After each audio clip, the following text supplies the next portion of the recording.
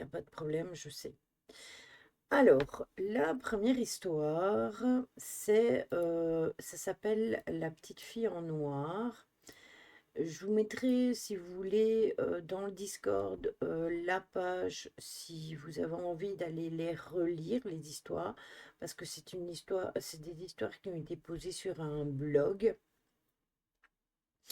Ça a été fait en 2017, donc c'est pas d'aujourd'hui, c'est pas tout récent, récent. Mais voilà, on va voir. Les histoires sont pas très très longues, mais il y en a qui sont intéressantes. Après, j'ai pas tout lu, donc voilà, on verra au fur et à mesure. Il fait bien noter dans le descriptif. Une creepypasta, c'est une légende urbaine horrifique circulant sur Internet via les copier-coller, d'où le nom creepypasta. Euh, Copypasta, souvent accompagné d'une preuve audio, vidéo ou photo. Ça va, c'est pas 1850 non plus, c'est 2017. Oui, voilà, c'est ça. Et elle marie bien, parce que c'est une fille qui a écrit ces histoires. Elle dit certains écrits contiennent des passages, voire choquants ou violents. Donc ce site est déconseillé aux enfants de moins de 12 ans, déconseillé mais pas interdit. Si ça, vous avez moins de 12 ans, le site n'est pas interdit, mais vous êtes responsable de ce que vous lisez. Donc voilà. 1850. En 1850, il n'y avait pas encore d'écrit sur Internet, un Carpaccio. Alors, la première histoire, c'est La petite fille en noir. J'étais une enfant heureuse qui vivait une vie heureuse avec une sœur et une mère heureuse. Le seul point qui me dérangeait était cette fille dans ma classe. Quand je repense à elle, j'en ai des frissons et je n'arrive plus à dormir la nuit.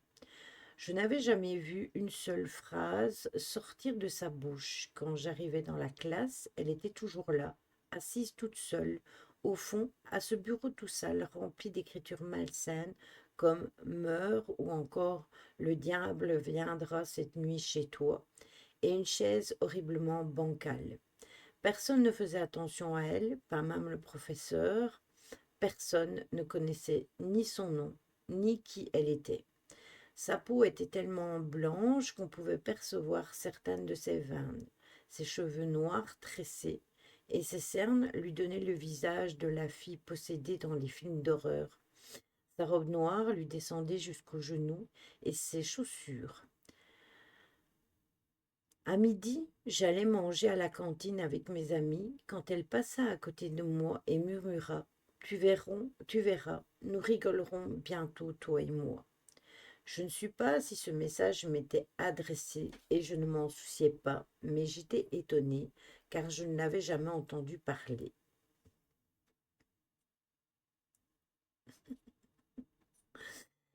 Nous étions un lundi après-midi, je faisais mes devoirs quand j'entendis frapper 3 coups à la porte d'entrée. J'ouvris et laissa aussitôt échapper un petit cri de terreur. C'était cette fille bizarre. Bonjour, qui es-tu? Aucune réponse, mis à part un petit sourire mesquin se dessinant sur ses lèvres. Tu es de ma classe, non? Toujours ce sourire qui s'agrandissait au fil des secondes et qui me faisait terriblement peur. Je finis par perdre mon sang-froid et lui claqua la porte au nez avant de retourner dans ma chambre terrifiée. Je découvris un bout de papier sur lequel elle avait écrit un numéro de téléphone contenant également les chiffres 0 et 6. Je commençais à trembler de peur, sachant très bien que ce numéro, c'était la fille qui l'avait laissé ici. Mais pourquoi et comment avait-elle fait? Je prévins donc ma sœur en lui montrant le numéro de téléphone et en lui racontant tout. On a toqué, demanda-t-elle d'un air surpris. Oui, tu n'as rien entendu? Eh bien non. Sa réponse me faisait froid dans le dos. Elle était pourtant dans une pièce si proche de la porte d'entrée. Appelons ce numéro, dit-elle. Surtout pas. Et si c'était un numéro hanté? Coucou Caro. Ce n'est pas possible, voyons. Les numéros hantés, tout ça, ça n'existe pas. Après avoir réussi à trouver les bons arguments pour me convaincre d'appeler, j'effectua le numéro marqué sur le bout de papier, les doigts tremblants. Chut, ça appelle, murmura ma sœur, un peu effrayée elle aussi. À ce moment-là, une voix sinistre prononça les mots Game over et la répéta sans cesse. En même temps, des pleurs de bébé et des bruits de pas se firent entendre dans toute la pièce. Nous avions beau raccrocher, ça n'en finissait pas, et nous étions pétrifiés. Soudain, notre mère arriva en marchant bizarrement et s'arrêta à la porte, un long couteau à la main, et en nous observant, commença à se mutiler encore et encore, se couper le doigt en criant non, arrête, ne fais pas ça, je t'en supplie. Et quand elle ne parlait pas, elle criait. Le choc et le dégoût s'installaient sur nos visages d'enfants pendant que la fameuse phrase de l'autre jour se répétait dans ma tête. Tu verras, nous rigolerons beaucoup, toi et moi.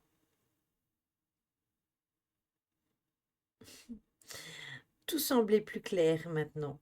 C'était cette fille en noir. D'un coup, je sursauta de mon lit. Ce n'était qu'un rêve. Je regardai mes mains en constatant qu'elles étaient plus blanches que d'habitude. La maison était vide. Non, ce n'était pas ma maison.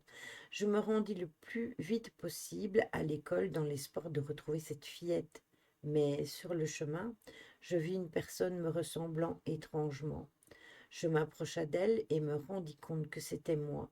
Mais cette personne me souriait d'un air mesquin, comme la fille. Elle passa à travers mon corps pour s'en aller au loin. Aussitôt, je me rendis compte que je n'existais plus. J'étais devenue la petite fille en noir.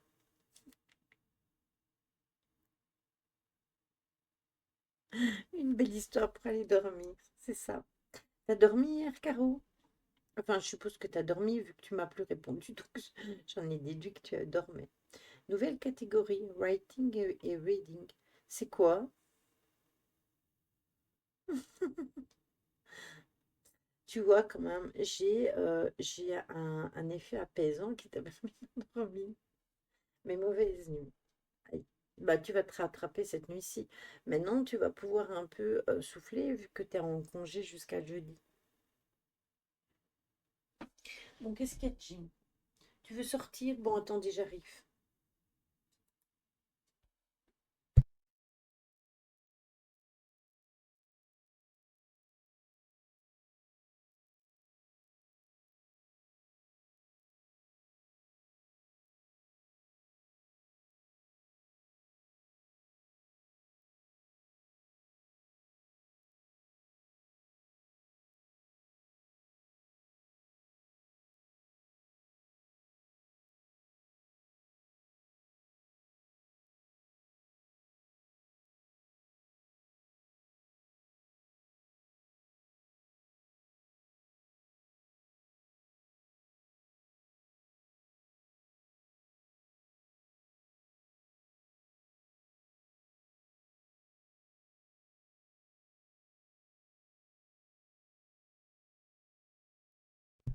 Oh, j'avais oublié mon micro. Je disais, pourquoi tu as travaillé aujourd'hui? Et Jim, c'est toujours, tout le temps. Micro? Non, il y a... Ah, ok, d'accord, je comprends. C'est pour ça que t'as pas bien dormi. T'as vu, je t'ai envoyé les ébauches que j'ai fait. J'ai envoyé aussi à Nancy. Mais apparemment, Oli, il a essayé le QR code que j'ai fait et apparemment, ça fonctionne pas. Donc, je regarderai à ça convenablement. Super. Ah, je te jure, c'est mon. Alors, l'histoire suivante s'appelle Le nom. Je savais qu'il y avait quelque chose qui clochait avec ma grand-mère bien-aimée. Tout a commencé quand on a commencé à divaguer sur une créature. Il me suit, chuchotait-elle. Sa peau grise deviendrait infiniment plus grise. Il me parle, murmurait-elle. Ses pupilles étaient dilatées.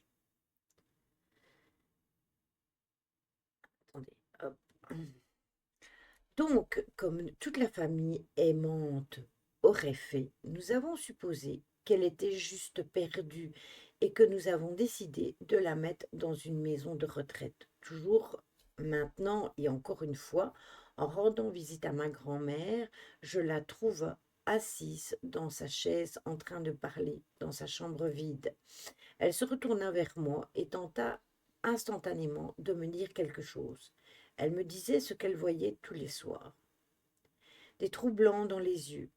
Ses cheveux usés semblaient lutter pour rester sur son crâne. Il regarde par ma chambre en attendant sa chance.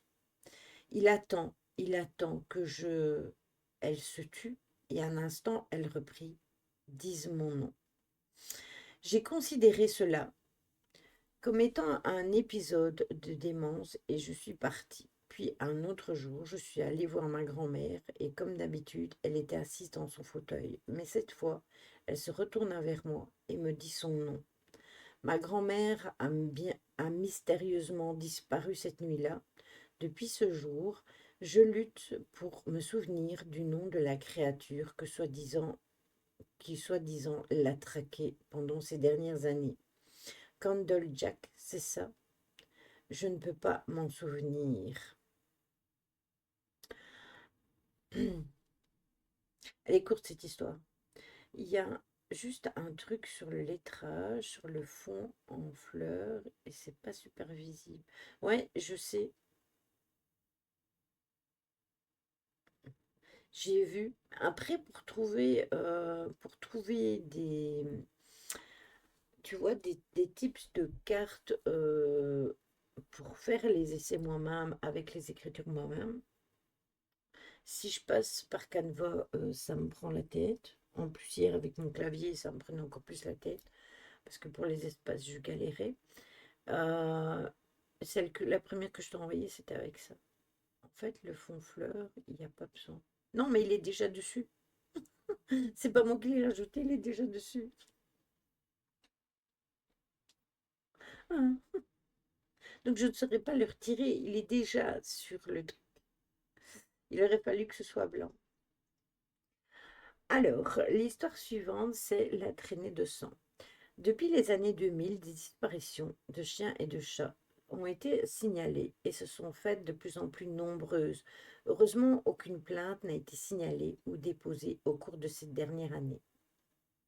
Mais un jour plutôt banal et inintéressant, une adolescente se promenait dans une des petites ruelles de la ville à la tombée de la nuit, comme à son habitude. Mais cette journée banale tourna vite au cauchemar. Elle tomba sur une traînée de sang. Curieuse de nature, cette jeune femme choisit de suivre les traces malgré la peur grandissant. Les traces l'emmenaient dans une de ces vieilles maisons inhabitées du quartier pauvre, celle ornée de vieilles pancartes à vendre et dont quelques planches de tôle, de bois, voire de carton, dissimulent tant bien que mal les ouvertures de fortune qu'offrent les carreaux cassés. Dans le doute, elle grava l'adresse dans sa tête au cas où il arriverait quelque chose. La porte était fermée à clé, mais elle n'eut qu'à enlever un bout de carton vieillot pour pouvoir entrer. La maison était vieille, moisie et poussiéreuse. Une odeur de champignons écœurante régnait en maître sur ce domaine. Les traces se poursuivaient dans le petit couloir et débouchaient sur la porte d'entrée. Mais de part, sa peur grandissante, ses jambes tremblantes et son cœur explosant, elle se demanda s'il ne valait pas mieux rentrer chez elle. Mais sa curiosité prenait le dessus, et elle continua. La piste la fit monter à l'étage, l'obligeant à escalader un escalier assez vieux et décrépit que la maison, dont chaque marche menaçait de céder sous le poids pourtant peu imposant de la demoiselle. Arrivée sur le palier, elle sentit une foule de craintes l'écraser, ainsi qu'une odeur répugnante. Malgré tout ça, elle continua à suivre ses traces. Elle menait dans une chambre qui offrait un macabre et lugubre spectacle. Des cadavres d'animaux partout, égorgés ou décapités, tous éventrés et vidés. L'odeur était insoutenable de leur chair de putréfaction. Il ne me fallut pas une seconde de plus pour qu'elle se décidât à rentrer chez elle. Elle décida d'en parler à sa mère. Tout ce sang et tous ces corps l'avaient profondément choquée. Sa mère a eu du mal à croire les dires de sa fille et émet l'hypothèse que seule une bête sauvage ou un monstre assoiffé de sang aurait pu faire une chose pareille. L'adolescente prit son courage à deux mains et alla ainsi en parler à la gendarmerie. Ils prirent ça pour un bête canular d'enfant et lui rirent au nez. Frustrée, elle les emmena jusqu'à cette maison où elle avait vu tous ces cadavres, mais il n'y avait plus rien. Aucune trace, aucun corps, mais une trace de griffe sur le mur et le sol du couloir d'entrée était visible. Les policiers prirent son nom, son prénom et son adresse pour infraction. La jeune fille, désespérée de passer pour une gamine menteuse et trop obsédée par cette histoire, décida de faire son enquête de son côté. Les jours passaient sans découvrir autre chose, malgré cette dizaine d'explorations diurnes nocturnes. Elle décida de laisser tomber, persuadée qu'elle avait rêvé de cette histoire. En allant se coucher, après avoir passé une soirée sur l'ordinateur, fatiguée, et ayant presque oublié cette histoire, comme on oublie un rêve, elle entendit un bruit assez étrange dehors. Curieuse, comme décrit plus tôt, et poussée par une intuition, elle décida de suivre ce bruit et d'en trouver l'origine. Mais elle s'approchait, et plus elle s'approchait, plus ce son devenait sourd et grave, tel un grognement. Elle tourna donc dans une ruelle, suivant le bruit. Le paysage lui semblait familier, normal puisqu'il s'agissait de la même ruelle.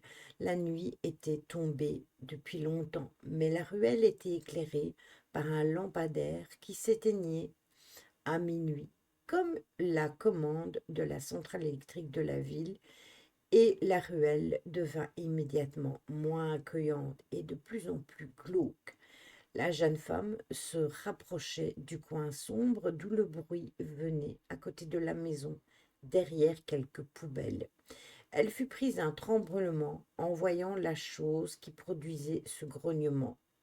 Un être squelettique, difforme, vaguement humanoïde, des bras et des jambes démesurément grands par rapport à son maigre tronc. Une peau aussi sombre que le charbon, une gueule horizontale garnie de longues dents jaunes acérées recouvertes d'un liquide rouge, des petits yeux rouges malsains. La jeune adolescente se sentit si vite petite et fragile devant cette immense créature, probablement sortie tout droit de l'enfer. Un cri résonna dans cette ruelle, sale et malfamée, des quartiers pauvres de cette ville.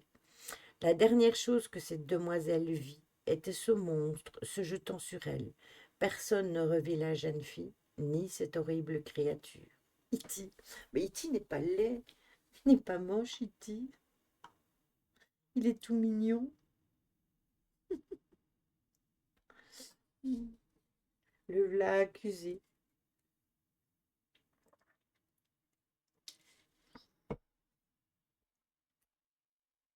Extraterrestre. Un extraterrestre. Va savoir. On ne sait pas. On ne sait pas comment est ce monstre. Tiens, j'ai un message au-dessus de mon Streamlabs en anglais. Et il pourrait pas de temps en temps mettre les trucs en français. Get your first month of multi-streaming overlay library access and more for 6,66 $ pour une année 96,66 avec le code Streamlabs. You won't find a better deal on Streamlabs Ultra.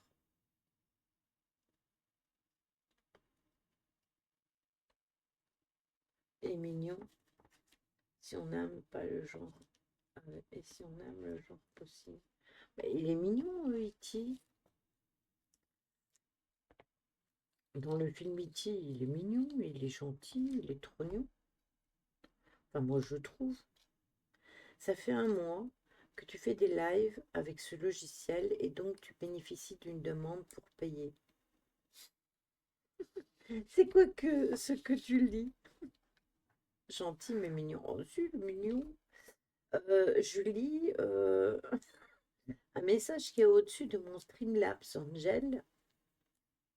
Et je lisais comme une vache espagnole les mots en anglais et Caro me l'a traduit en me disant que ça faisait un mois que j'utilisais Streamlabs et que je bénéficiais d'un code. Une tentative de faire cracher au bassinet. Ouais, c'est ça, c'est ça. Ça m'intéresse pas de le prendre payant. Ça m'intéresserait de le prendre payant à partir du moment où je le mettrais sur mon téléphone portable. T'aurais eu un bel accent, j'aurais rien compris.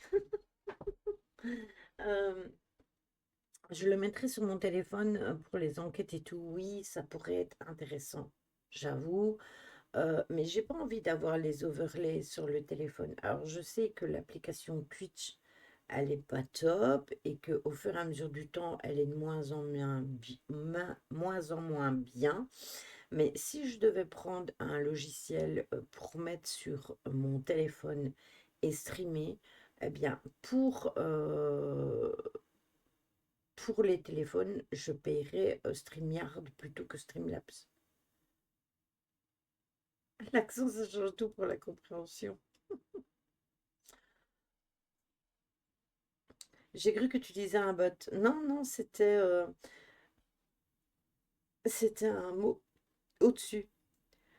Comme je suis aussi nulle que Lily, je comprends plus Lily que quelqu'un qui parle bien anglais. Normalement, je me débrouille pas mal. Mais là, j'avoue que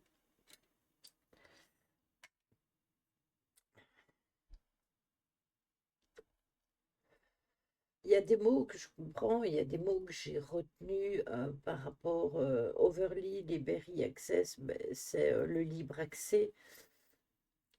Et Morphor, c'est pour plus, juste 6,66 € ou une fois pour une année, 96,66 € avec un code. Ça, j'ai compris. Mais le début, Get Your First Month of Multi-Streaming, bah oui, je sais, c'est un mois que je l'utilise. Il me semble que ça avait quand même plus qu'un mois.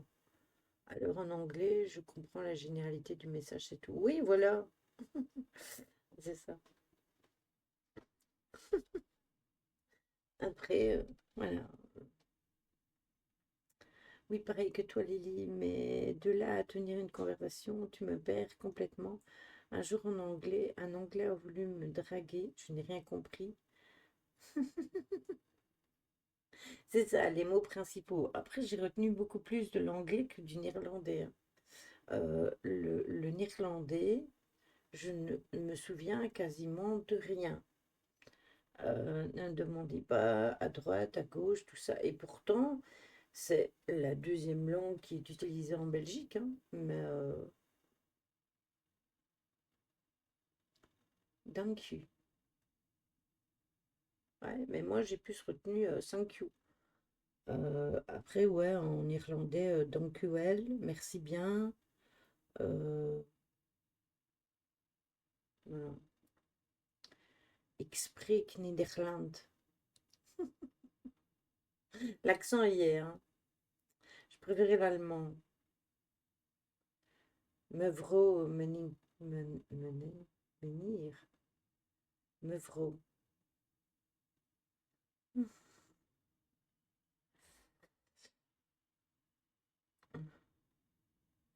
Un petit peu du néerlandais, mais déjà, j'essaie de parler bien le français. Après, je me pencherai sur les autres langues. Madame, monsieur. Meneer. Mevrouw et meneer. Madame et monsieur.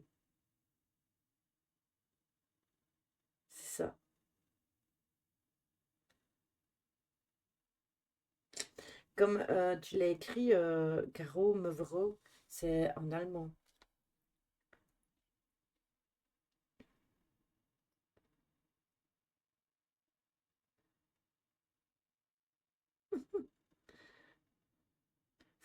Fräulein. Fräulein en allemand. En... Oui, c'est ça. En allemand, c'est Fräulein.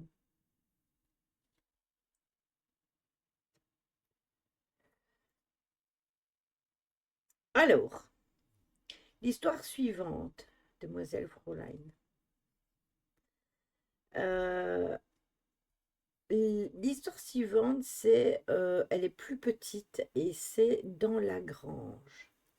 Chaque nuit, c'est la même chose. J'entends des murmures. Au début, ils n'étaient presque pas audibles et encore moins compréhensibles. Mais plus les nuits passaient et plus les murmures étaient clairs. Ce sont ceux d'une personne, un homme. Il me crie dessus et me blâme, mais je ne sais pas pourquoi. Il me disait que j'étais une sale gosse, que je devais mourir. J'ai prié tous les soirs pour qu'il arrête. Le lendemain, j'ai cherché d'où venait cette voix et où était cette personne, mais je n'ai rien trouvé. Toute la nuit, sa voix horrible transperçait ma tête et me vrillait les tympans. Je réfléchissais longuement pour trouver une solution, deviner où il se cachait. C'est alors que je me suis rappelé qu'avant la construction de cette maison, il y avait une grange. Alors j'ai encore cherché dans l'historique du terrain. Et cette fois-ci, après avoir passé une nuit à fouiller dans les paperasses, je tombai enfin sur un document qui me fit froid dans le dos. Coucou, Miaou Mix, comment vas-tu? J'ai pas eu la notification. Dis-toi que à partir de 21 heures, le mercredi, le vendredi et le samedi, et le mercredi à 20 heures. Sauf quand on est en enquête, là c'est 21 heures. Bon dessin.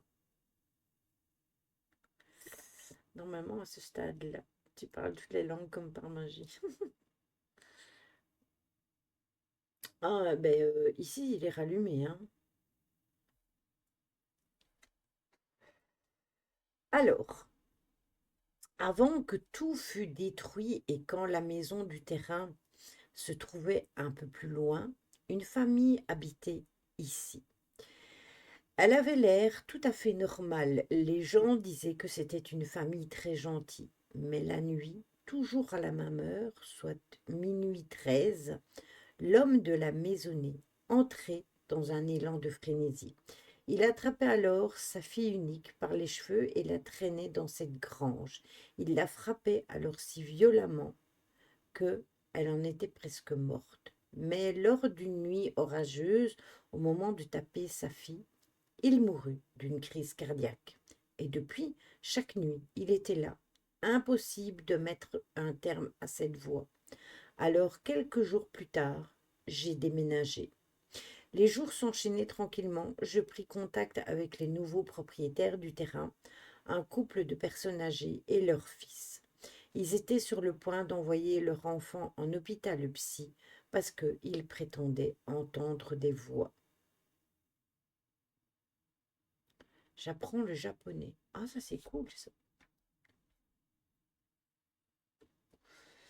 Moi, j'avais commencé un petit peu sur le vietnamien, mais c'est un peu compliqué. J'avais commencé un peu avec Anne, mais c'est pas mal compliqué.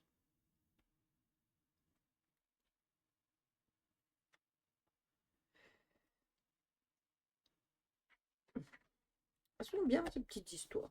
Elles font des frissons dans le dos.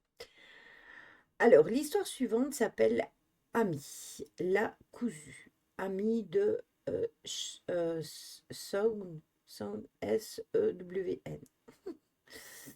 C'était une chaude matinée. Amy et sa famille étaient dans la voiture, se dirigeant vers leur nouvelle maison située au Texas. Son père venait d'obtenir une promotion. Toute la famille était très heureuse, mais Amy était moins emballée. Ses amis et son ancienne vie en Floride lui manquaient déjà. Ennuyée, elle se contenta de plaquer son visage contre la vitre froide de la voiture. Elle observait le paysage. La voiture traversait le désert, un désert ensoleillé mais vide. Elle voulait dormir mais n'y arrivait pas.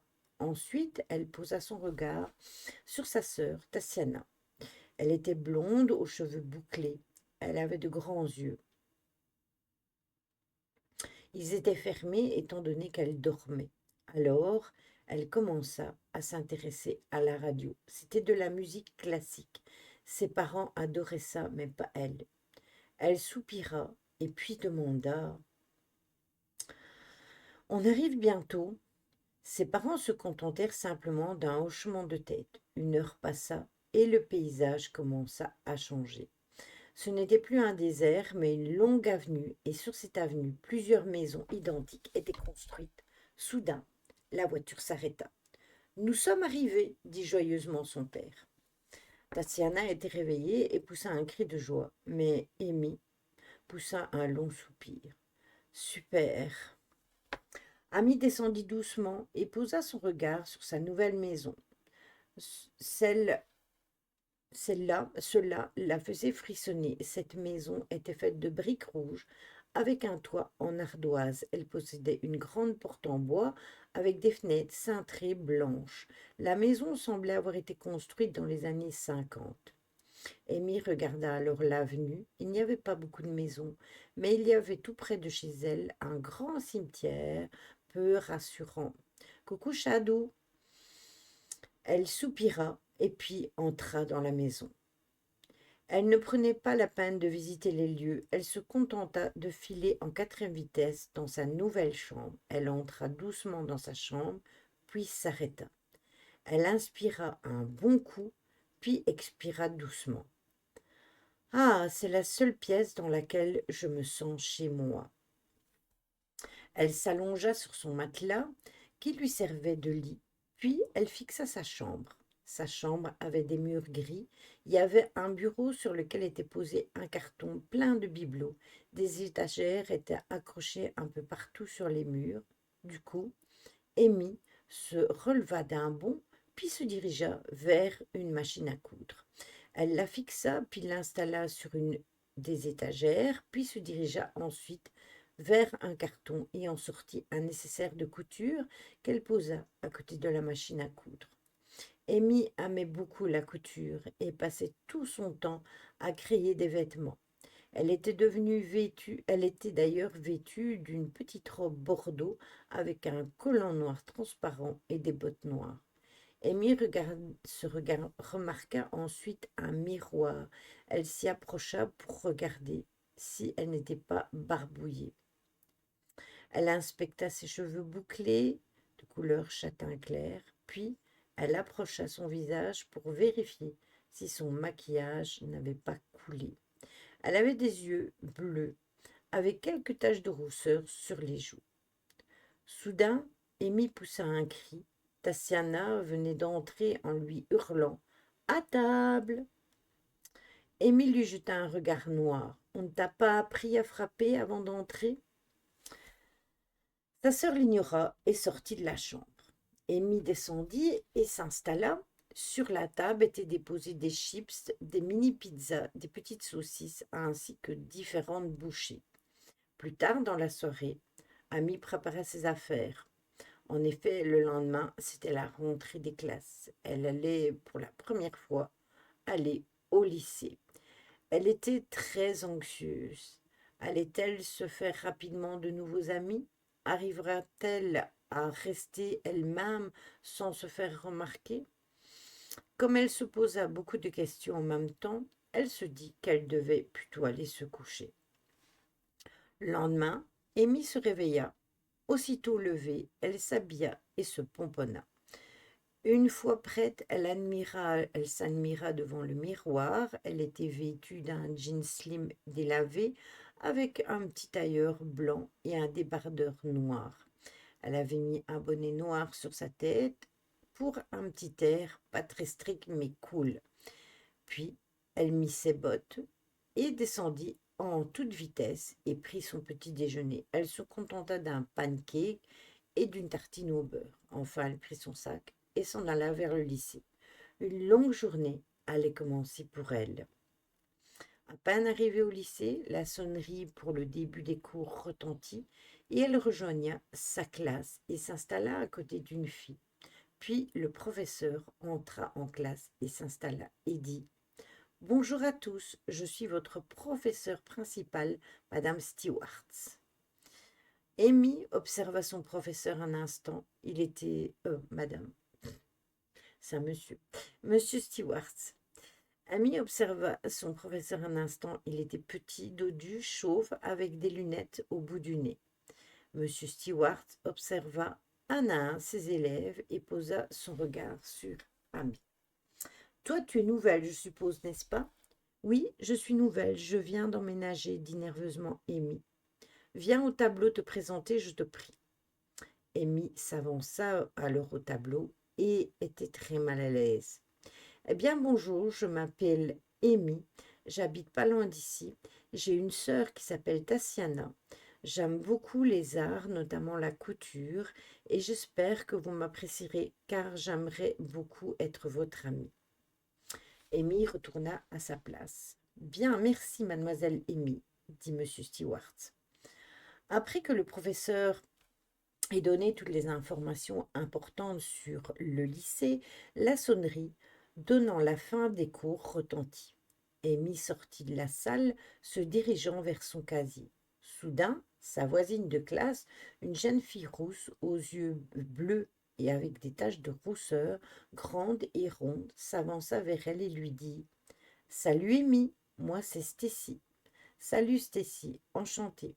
J'aimerais vraiment être ton amie, tu sais. Beaucoup de personnes me trouvent bizarre, se moquent de moi et du coup je me sens souvent seule.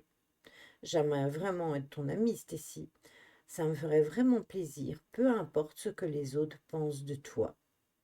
Plusieurs semaines et plusieurs mois passèrent et Amy se sentait très heureuse. Elle aimait beaucoup Stacy et ses quelques autres amies qu'elle s'était faites. Malheureusement, sa vie n'était pas si merveilleuse que ça. Un groupe de garçons ne faisait que les harceler, mais Amy les ignorait tant bien que mal. Or, un jour qu'elle rentrait du lycée, le groupe de garçons la suivirent. Ils l'interpellèrent alors. Hé, la brunette! Amy se retourna surprise. Oui. Les garçons s'approchèrent et commencèrent à l'encercler. Que faites-vous? Pourquoi m'encerclez-vous? L'un des membres du groupe commença à lui faire une clé de bras. Amy tomba alors à genoux, ne sachant pas quoi faire, se tordant de douleur. Alors, les membres du groupe tentèrent de la frapper. Ils lui donnèrent plusieurs coups, ce qui la défigura. Elle se rebella plusieurs fois, mais cela ne faisait qu'empirer les choses. Finissant à terre, l'un des garçons sortit un petit canif et s'approcha d'Amy, Amy se releva doucement et d'un coup sec attrapa le canif et le planta profondément dans le cœur du garçon. Elle les tua tous un à un, puis elle leur coupa les articulations. Une fois le travail achevé, elle esquissa un petit sourire sadique et vengeuse. C'est ça. Or, elle ne s'était pas aperçue qu'une personne l'avait vue et avait alerté la police. La police arriva et emmena Amy. Amy fut transportée dans un asile psychiatrique. Elle y resta pendant des jours et elle n'était pas prête d'en sortir. Néanmoins, les médecins l'avaient soignée, mais elle avait gardé des séquelles. Elle avait autour de la bouche plusieurs points de suture. Chaque jour passé dans cet asile la rendait de plus en plus folle. Elle gardait toujours ce sourire sadique et vengeur. Un jour, un médecin vint la chercher pour la soigner. Il l'emmena dans une pièce spéciale. La pièce était blanche, avec quelques lumières. Il y avait une petite table ainsi qu'un lit. Amy remarqua que sur cette petite table y était déposé un fil de couture, une aiguille et une paire de ciseaux. Le médecin lui demanda de se mettre au lit, et une fois qu'Amy fut assise, il prit la paire de ciseaux et commença à l'approcher de la bouche d'Amy. Elle recula, Ne touchez pas mon visage. Puis, toujours avec ce sourire sadique, elle lui arracha le paire de ciseaux des mains et lui planta, et fermement, profondément et fermement dans le cœur. Puis, elle retira la paire de ciseaux ensanglantés et commença à lui découper soigneusement les articulations, tout en chantant laisse-moi te coudre, la la la. Chaque fois qu'elle découpait une articulation, le sang giclait sur elle et elle pouvait entendre un froissement lors du contact entre la paire de ciseaux et la peau. Puis, elle prit le fil et les aiguilles et recousut tout. C'est là qu'elle eut une idée sadique. Elle se découpa les articulations et se les recousut. Ainsi était née Amy la cousue. Elle perdit beaucoup de sang tellement sa peau prit une couleur grisâtre. Ses yeux étaient maintenant injectés de sang. Elle vit une fenêtre, la brisa en mille morceaux, sauta par-dessus, étant donné qu'elle se trouvait au rez-de-chaussée. Une fois dehors, elle rit d'un air sadique et se dirigea vers sa maison. Elle avait toujours sa paire de ciseaux, son aiguille et son fil. Arrivée chez elle, personne n'était debout, toute sa famille dormait. Elle monta alors dans la chambre de sa sœur avec un sourire monstrueux. Elle entra et se plaça devant le lit et attendit. Au bout d'un moment, sa sœur se réveilla et fixa Amy d'un air terrorisé. Amy, c'est toi? Sa sœur se contenta d'un petit sourire. S'il te plaît, laisse-moi te coudre. Alors Amy bondit sur sa sœur et lui planta les ciseaux dans le cœur, puis, une fois que sa sœur fut morte, elle découpa les articulations et le recousut. Après avoir fini son chef-d'œuvre, elle alla dans la chambre de ses parents et leur fit la même chose. Puis elle se dirigea chez Stacy, sa meilleure amie, toujours un sourire sadique, mais de plus en plus abominable. Étant donné que la chambre de Stacy était en bas, elle passa par la fenêtre de sa chambre et se rapprocha d'elle en lui chuchotant à l'oreille. La la la, laisse-moi te coudre, la la la. Alors, sans perdre de temps, elle lui planta le ciseau dans le cœur et recommença son rituel, le même qu'elle avait fait subir à sa famille. Le lendemain, on pouvait lire dans la presse locale: la famille Kotlins a été mystérieusement assassinée. Les corps ont été découpés, puis recousus au niveau des articulations. Leur fille... Ça va, Bibou? T'as un rhume, chouchou? Leur fille aînée, Amy, a mystérieusement disparu. C'est un acte monstrueux et barbare. Nous avons également trouvé le corps de la jeune Stacy. Il semblerait qu'elle eut affaire au même tueur que celui de la famille Kotlin. Elle avait été également recousue au niveau des articulations. Ainsi s'achève cette histoire. Il y aura peut-être une suite, qui sait. Certains disent avoir vu Amy marchant doucement dans l'obscurité, tenant toujours ses ciseaux, son fil et son aiguille. Elle avait toujours son sourire sadique et vengeur, possédé par la folie. Ça va donner des idées à Nancy, ça.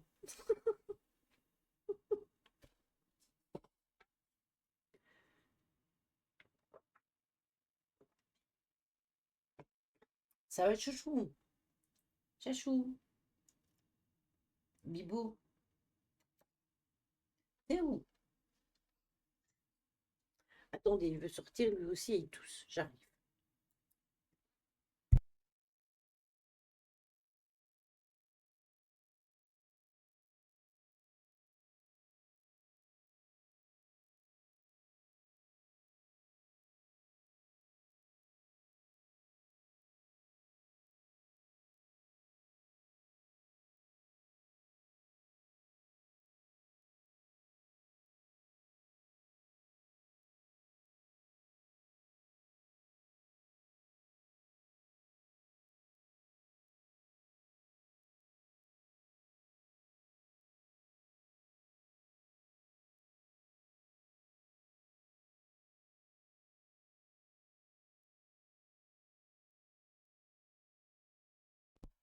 Décidément, c'est pas le jour, hein.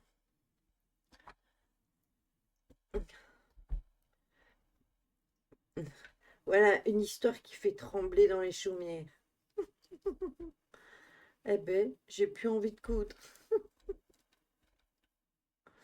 Je vous dis, ça va donner des idées à Nancy. Hmm. Je vais me barricader chez moi. Elle va se balader avec son ciseau, son aiguille et son fil. Hmm. Coucou ma Lulu.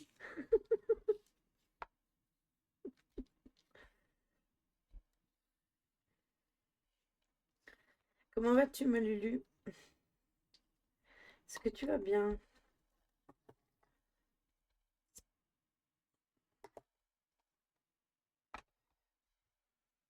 Hmm. Ah là là, je vous jure.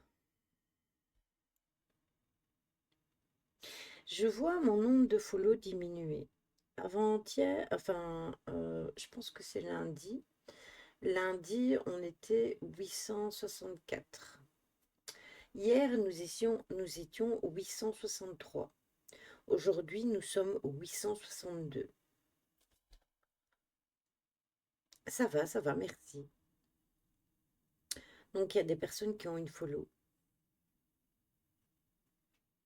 C'est ça?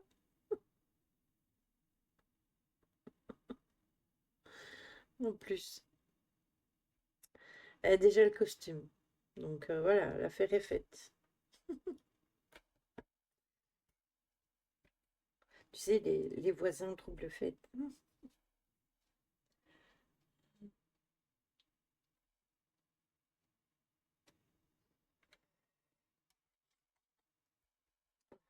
Ce serait marrant. Bon, qu'est-ce qui se passe? Pourquoi t'as fait tu luttes? Qu'est-ce que t'as encore? Ah oui, c'est le montage est terminé. C'est pour ça que ça a fait tu luttes.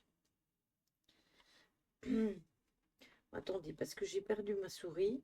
Voilà. Enfin, la flèche de ma souris. Hop. Donc, c'était ça l'histoire. Hmm.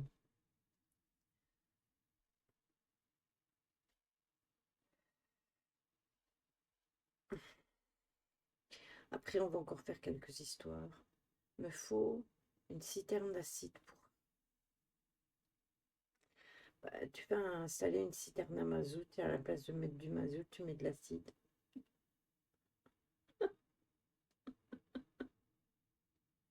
Heureusement qu'il n'y a personne qui nous suit, hein, parce que s'il se passerait quelque chose dans le quartier, on dirait que c'est nous. Ah, ah, je vous jure. Incroyable. Les tueuses du dour.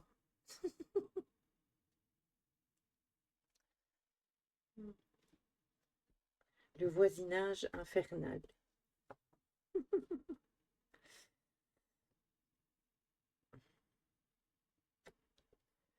Donc je sais pas qui c'est qui s'amusait à une follow, mais c'est pas cool en fait. Les gens, avant de mettre un follow, réfléchissez, mettez pas un follow juste pour faire joli ou juste comme ça. Parce qu'après, quand vous retirez le follow, je trouve ça pas ça cool en fait. Donc, ne mettez pas de follow. Moi, il y a des personnes chez qui je vais quasiment jamais, mais que j'ai follow et où je suis restée follow. En fait,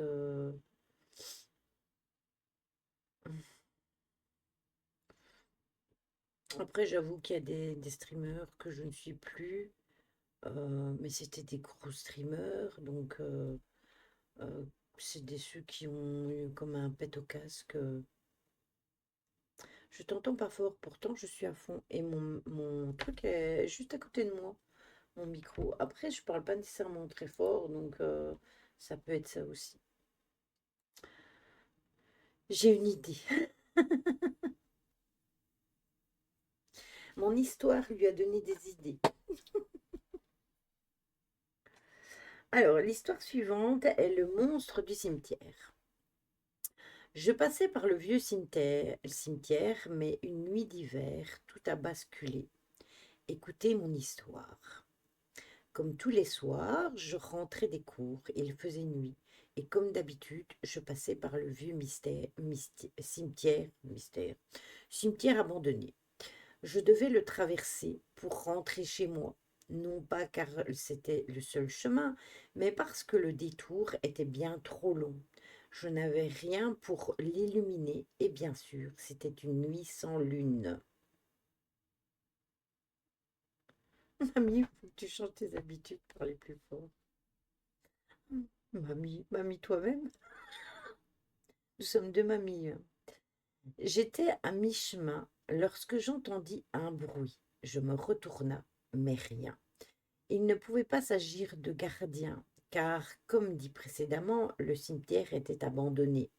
Je continuai donc mon chemin, légèrement angoissé, et le bruit se refit entendre. L'atmosphère commençait à être trop lourde pour mes poumons, et j'avais la sensation d'étouffer. C'est pas idiot, hein.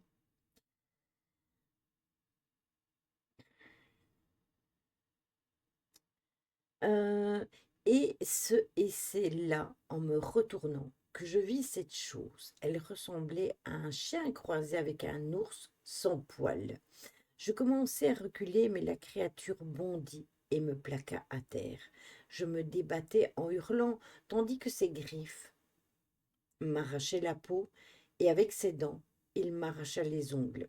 J'hurlais de douleur, mais personne ne pouvait m'entendre. Ma voix n'était pas assez puissante. Il m'ouvrit le ventre et commença à me vider.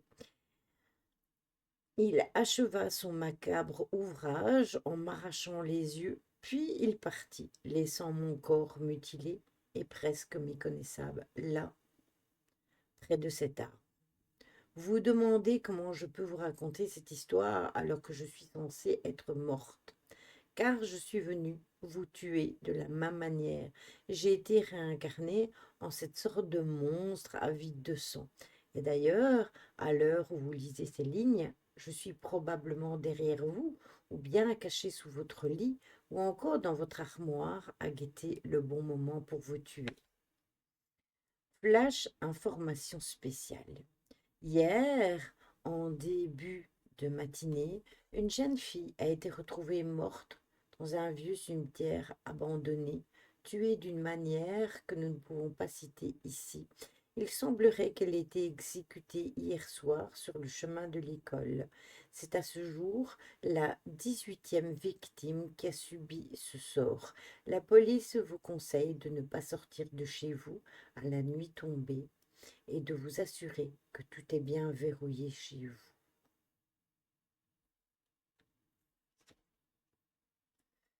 Regardez en dessous de votre lit. Regardez en dessous de votre lit s'il n'y a rien. Regardez dans votre armoire. Hmm. Ça va, il n'y a rien. Ouh. L'histoire suivante est ne regarde pas derrière toi. Bonjour, je m'appelle Mike, j'ai 26 ans et je suis pompier dans le Texas. Il m'est arrivé une histoire particulière et je vais vous la conter. J'habite seule avec mon chat dans un appartement classique. Un matin où je me rendais à la caserne, je sentis que l'on m'observait sur le chemin. Je me suis alors retournée, mais je ne vis personne derrière moi. J'ai donc repris ma route et j'ai eu hâte d'arriver sur mon lieu de travail. Là-bas, il n'y avait absolument personne. J'ai regardé dans les bureaux, les vestiaires, les couloirs, le hall, absolument partout. Il n'y avait pas la moindre présence et je n'étais pas arrivée tant que ça en avance. Peut-être était-il en mission, c'est probable. Alors je suis de nouveau passée par le bureau pour consulter le registre, car nous enregistrons chacun nos missions au moment où les ordres étaient donnés. La dernière mission était daté d'il y a 3 heures, mais aucune information ou détail y était noté, comme si cela avait été noté à la va-vite.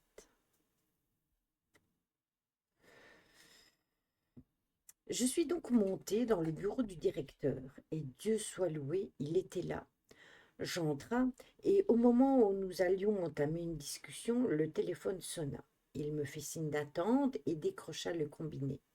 Après une infime seconde, il appuya sur le bouton du haut-parleur. Une voix effrayée et chuchotante se diffusa alors dans la pièce. Monsieur le directeur, je vous en supplie, aidez-nous. À l'aide, il arrive. À l'aide. La communication coupa. Aussitôt, le directeur, avec mon aide, réussit à retracer l'endroit d'où provenait l'appel. Il venait du 185 rue Alfred Frank, et nous montâmes dans l'un des camions restants et nous rendîmes à l'adresse donnée.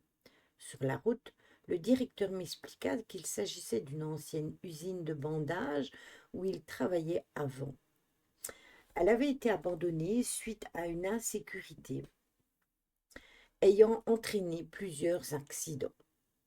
Certains prétendent même avoir eu affaire à des faits plus ou moins paranormaux. Je ressentis un profond malaise suite à ces explications. Arrivés sur les lieux, la seule chose que nous vîmes était quelques-uns de nos camions de pompiers.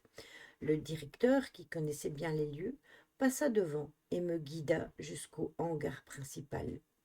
Ce dernier était plongé dans le noir, excepté une petite bougie près d'une porte, puis une autre dans le couloir. Elle traçait une sorte de jeu de piste aux arrière-tons glauques, chaque flamme accroissant notre crainte de découvrir un macabre trésor aux pièces de chair et de tripes. La dernière bougie se trouvait dans une salle vide qui devait servir de placard sans fenêtre ni aération. Juste une chaise tachée de sang et un mot sur le mur. Le sang était frais. Ne regardez pas derrière vous. Nous hésitâmes à nous retourner, sentant tous deux qu'une présence était derrière nous. La tension et la peur rendaient l'air de plus en plus chaud et lourd. Le directeur craqua le premier, saisit sa lampe de poche et se tourna pour tenter d'éblouir la personne derrière nous. Mais il fut plus rapide et le tua. J'eus à peine le temps de voir qu'il s'agissait d'un homme aux yeux bandés avant qu'il ne m'assomme. Je me fis réveiller par mon chat. J'étais dans mon lit. Tout ceci n'était rien qu'un horrible cauchemar. Je m'assis sur le bord du lit, enfila mes chaussons et alla vers la salle de bain. Je me mis face au lavabo et je leva la tête vers le miroir. Mon sang ne fit qu'un tour et je remarqua en premier lieu une phrase: ne regarde pas derrière toi. En second lieu, un filet de sang là où l'homme aux yeux bandés m'avait frappé pour m'assommer. En dernier lieu, l'homme aux yeux bandés. Celle-là aussi, elle est creepy, hein. Je viens de jouer à Miao Mix qui fait ces bonhommes effrayés.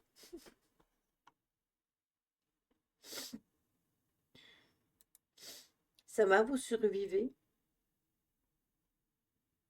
On va encore lire deux, trois, et puis ce sera tout pour ce soir. Je vous aurai assez terrorisé pour la nuit. Je serai contente de moi. La lettre de l'horloge. Bonjour, vous pouvez m'appeler l'horloge, car je ne supporte pas quand quelque chose se passe alors qu'il n'en est pas l'heure. J'écris cette lettre pour vous mettre en garde. Depuis environ un mois, j'ai remarqué cette obsession qui s'est aggravée. En effet, j'ai commencé à me sentir coupable et à devenir malade quand je devais sauter un repas ou même encore quand je me réveillais en retard. Mon emploi du temps devenait trop important. Pourquoi je vous mettre en garde? Eh bien, figurez-vous qu'au beau milieu de ce mois, une voix a commencé à se manifester dans ma tête. Elle semblait être ma propre voix, peut-être un peu plus aiguë. Bien sûr, personne à part moi n'était au courant de ça. Au début, elle n'était pas vraiment dérangeante. Elle me réveillait le matin et me rappelait mon emploi du temps. Je l'ai surnommée Tic à cause du bruit de l'horloge qui se trouve dans ma chambre. Mais maintenant, j'ai 16 ans depuis 3 jours. 3 journées que Tic a rendues insupportables. Elle me répétait sans cesse que je n'avais plus besoin de mes parents maintenant, qu'il était temps pour eux de mourir. J'ai tenté de l'ignorer, mais quand j'ai ouvert mon emploi du temps, avant d'aller dormir l'année dernière, je sentis les larmes couler sur mes joues.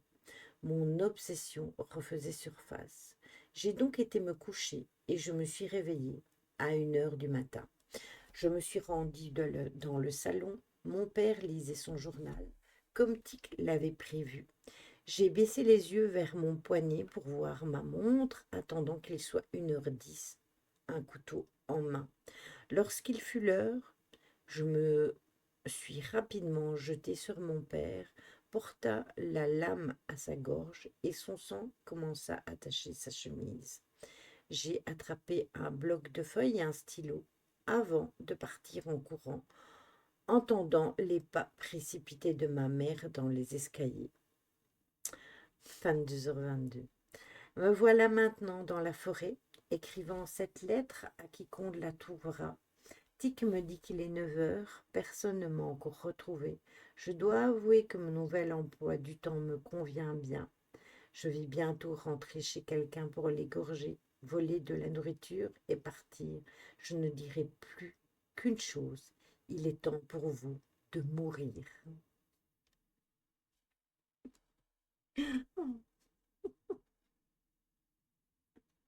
Ah, aujourd'hui, je vous les ai fait tout un. Je ne vais pas vous épargner, hein. Regardez sous votre lit ce soir. Oui, regardez sous votre lit. Dans vos armoires, derrière vos rideaux, derrière vos fenêtres. Ne vous regardez pas dans la fenêtre dans le miroir de salle de bain, au cas où il y aurait quelque chose derrière vous. J'espère pour vous qu'il n'y a pas de cimetière tout près de chez vous non plus, ni de forêt, ni d'usine. Débrouillez-vous.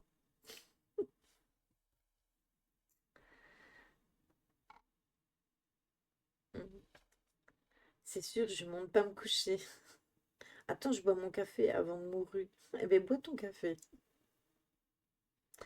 L'histoire suivante est l'araignée. Elle est plus courte, celle-là. Depuis tout petit, j'ai été arachnophobe et chaque fois que j'en voyais une dans ma chambre, je ne pouvais plus y rester. Mais depuis ce jour, ce n'est plus une phobie. Non, c'est bien pire. Tout a commencé un soir, j'étais dans ma chambre encore à traîner sur les sites plus ou moins honnêtes. Il était environ minuit, mais je n'étais pas fatiguée. Je n'avais que la lumière de mon ordinateur et celle d'une petite veilleuse qui éclaire mal. Et puis, je vis une araignée. Elle était toute petite, mais ça m'a suffi pour me faire sortir de ma chambre. J'ai décidé donc de dormir dans le canapé du salon, trop effrayée par la petite bestiole. Je tomba enfin dans les bras de Morphée. Cette nuit-là, je fis un cauchemar horrible. Une araignée géante dans mon salon venait me dévorer. J'essayais d'échapper à cette bestiole qui m'avait tissé d'étoiles géantes sur les murs de la maison. Elle était réveillée. Attendez, non, j'ai chopé une ligne. Puis je me réfugia finalement dans la chambre de ma petite sœur. Elle était réveillée. Elle me regardait et l'araignée entra, puis s'approcha de ma sœur. Je ne pouvais pas bouger et dans une horreur absolue, je la vis dévorer ma sœur. Je me réveillai en sursaut, puis une autre vague d'effroi me percuta. Le salon était rempli de toiles d'araignées géantes et je me précipitai vers ma chambre et celle de ma sœur. Et dans un élan d'horreur, je vis le sol taché de sang et de ma sœur défunte au sol. Voilà. Tout ça, c'est pour vous dire que si vous croisez une araignée cette nuit, tu es là. Voilà. Si vous voulez pas vous faire manger, tu es là.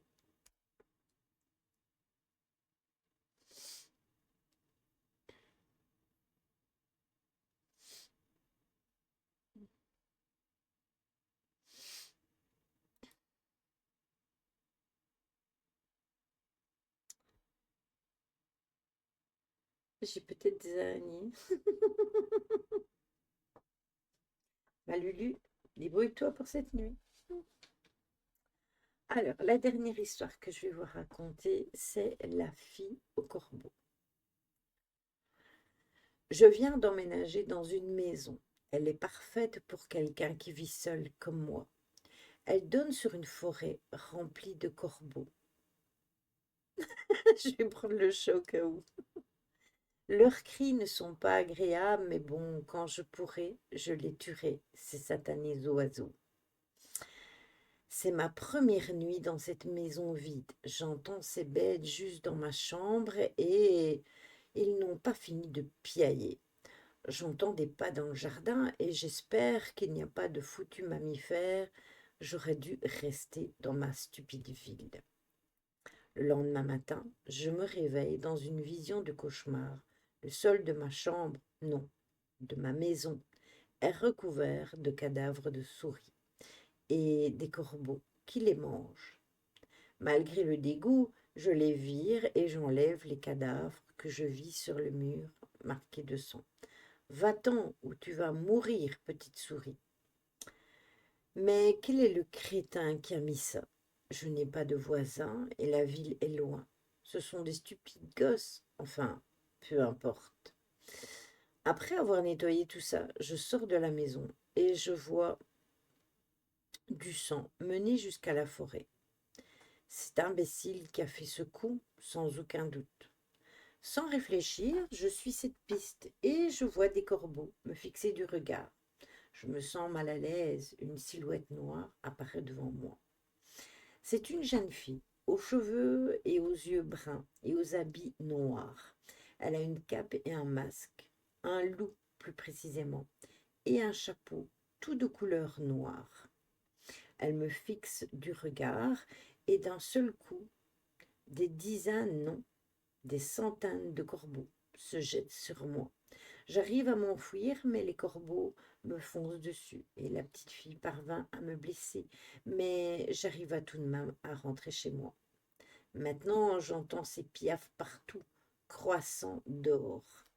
J'ai le temps d'allumer mon ordinateur et d'écrire les causes de ma mort, mais si j'y réchappe, j'aurai l'air bien stupide. Bref, si vous retrouvez mon histoire, s'il vous plaît, faites attention aux corbeaux et encore plus à cette fillette. J'entends la porte d'entrée s'ouvrir et la fille chante. Ils sont là. La police arriva après plusieurs semaines pour récupérer le foyer à payer. Ils retrouvèrent un squelette assis sur l'ordinateur éteint. Au loin, dans la forêt, la petite fille des corbeaux chantait une mélodie. Vous aurez tout eu. Vous aurez eu les araignées, vous aurez eu les bêtes monstrueuses, vous aurez eu un genre de loup-garou, parce que l'histoire dans le cimetière, ça ressemble fort à un loup-garou. Vous aurez eu droit aux corbeaux, aux souris, vous aurez eu droit à tout. Voilà. Pour ce soir, je vous aurai gâté.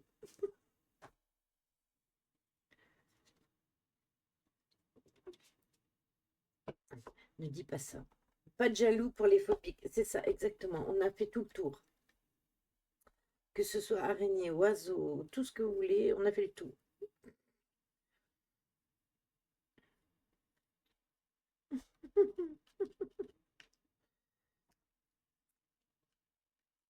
Non, mais il est bien ce site, hein. Je l'ai mis dans le fourre-tout, que tu m'as fait, Angel. Je l'ai trouvé comme ça par hasard. J'avais lu comme ça un petit peu. Et je dis, oh, punaise, c'est cool. Il a l'air cool. Donc, je me suis dit, bah, c'est nickel. Après, je sais pas si je vais garder parce que là, on est déjà. Attendez que je dise pas de bêtises. On est déjà à Attendez, parce que les deux histoires qui suivent sont beaucoup plus longues. On commencera la semaine prochaine avec celle-là. En plus, c'est une histoire d'Halloween, la suivante. On est déjà à la page 5, hein. Si je dors pas, ce sera de ta faute. C'est pas du tout ma faute. Qu'est-ce que vous racontez? Je ne fais que relire ce qui est à l'écran.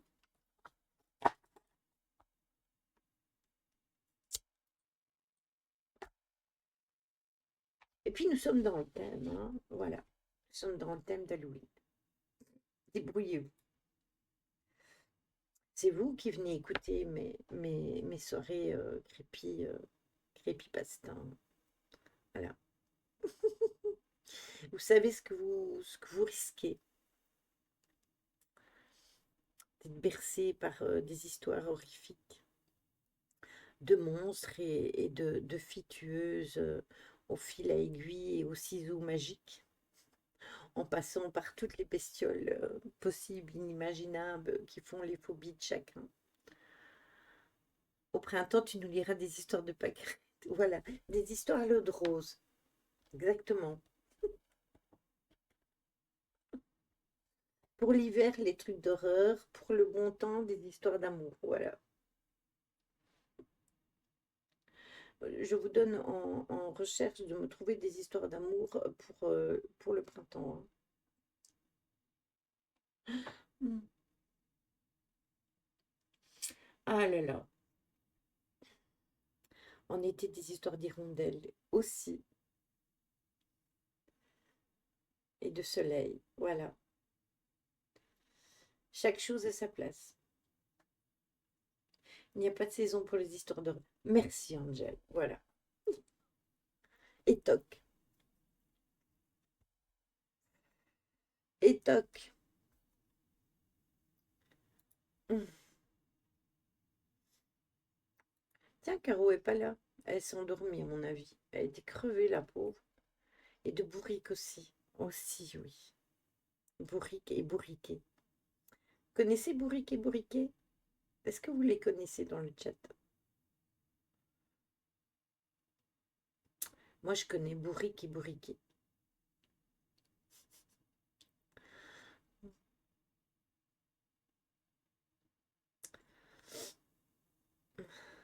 N'empêche, j'ai déjà remarqué que le samedi, on est beaucoup moins nombreux que de la semaine. Et pourtant, c'est le week-end. Histoire glauque à la ferme. Ouais, voilà. Vous inquiétez pas, hein, j'ai déjà repéré des histoires, des livres et tout.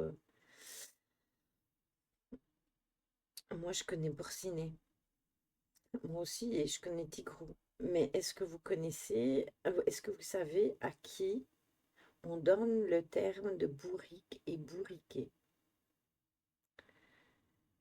Ils sont ici, parmi vous.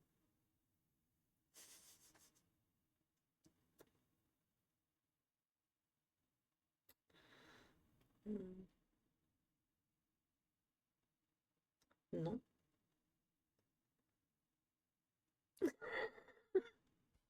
Alors, bourrique et bourriquet sont Lily et Lulu. Voilà. C'est parce que je suis têtue et Lulu est têtue aussi. Donc, c'est bourrique et bourriquet. Débrouillez-vous avec ça. C'est un surnom qu'on m'a affublé. Donc, un de plus, hein. Donc, du coup, voilà. Ça fait bourrique et bourriquet. Je t'ai envoyé un MP sur Discord, Lydie, quand tu auras le temps. Eh ben, écoute, je fais le raid et puis je vais voir. Alors, qui c'est qui stream ce soir? Ah, il y a Ulki. Moi aussi, je suis aussi têtue qu'une mule. Eh ben, ça fait un bourriquet de plus.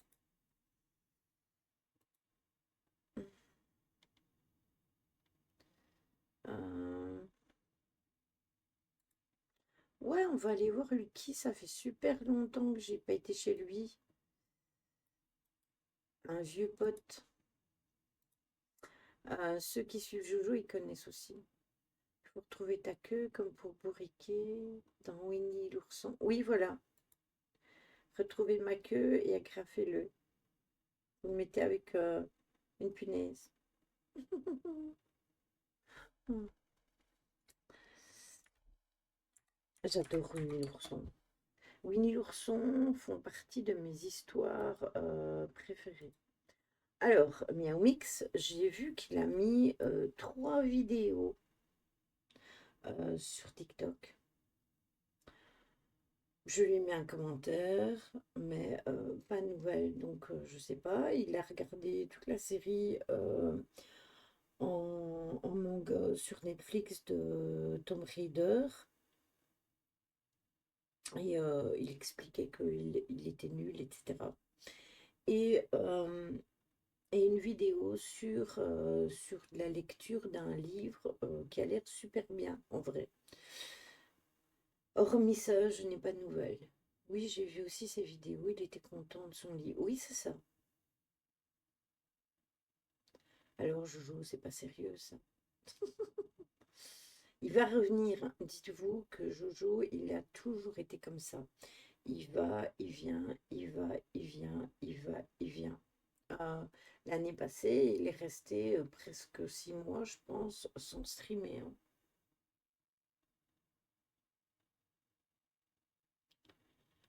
Qu'il y a des nouvelles de Ryan. Alors, Ryan, il a la grippe. Il est super malade. Il doit être à fond dans son lit. Oui, je pense, Miomix. C'est un papillon ou un chat? Hmm, un poisson. C'est son signe, hein, les poissons. Non, mais il va revenir, ne vous inquiétez pas, revenir, il va revenir. Quand? Je ne sais pas vous dire. Mais, euh, mais je sais bien qu'à cette période-ci, c'est toujours un peu plus compliqué. Après, en été, il a pris ses vacances. Et j'en sais pas plus. Faudra que je demande des nouvelles à maman.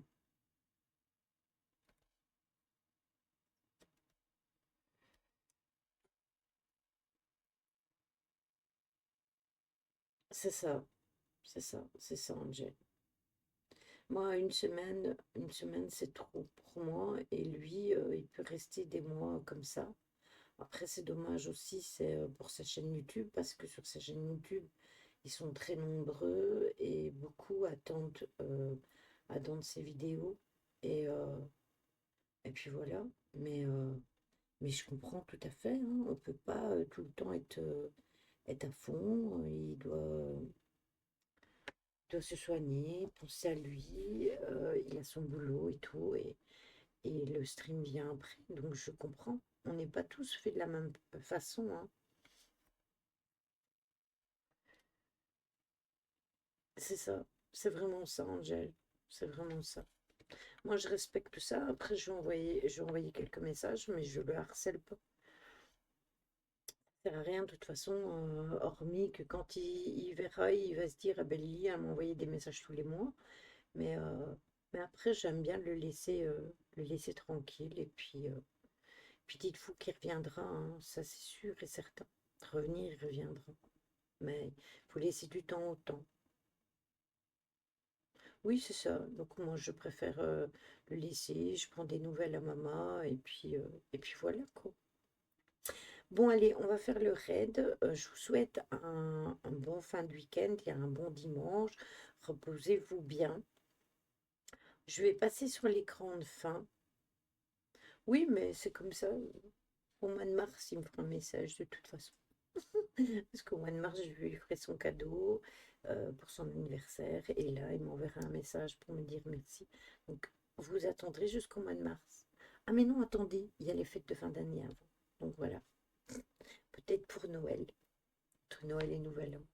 Non, mais j'aime bien de lui faire ses petits cadeaux habituels. Voilà. Je vous fais des gros bisous. Prenez soin de vous. On passe sur l'écran de fin à lundi. Et passez un bon dimanche. Des bisous et ne faites pas de cauchemars cette nuit.